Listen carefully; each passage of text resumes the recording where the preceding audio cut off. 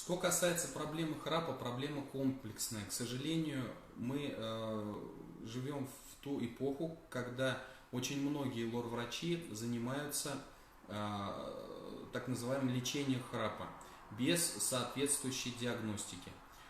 Проблема храпа, она очень сложна и сложна тем, что храпеть человек может, начиная от кончика носа и заканчивая гортаноглоткой и гортанью.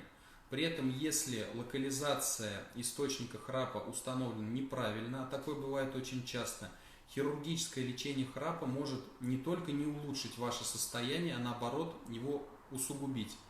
Поэтому мы используем несколько диагностических приемов при обследовании таких пациентов, устанавливаем реальную причину храпа и дальше уже планируем лечение. Лечение не всегда хирургическое. В каких-то случаях показана так называемая СИПАП-терапия, то есть использование аппаратов дыхания в ночное время. В каких-то случаях показано хирургическое лечение на уровне ротоглотки, то есть начиная от удаления небных миндалин, заканчивая полноценной увулопалатопластикой, когда полностью перестраивается структура мягкого неба.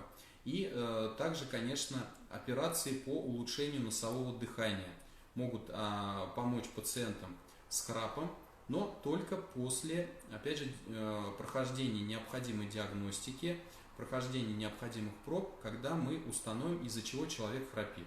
В этом случае наше лечение будет эффективным.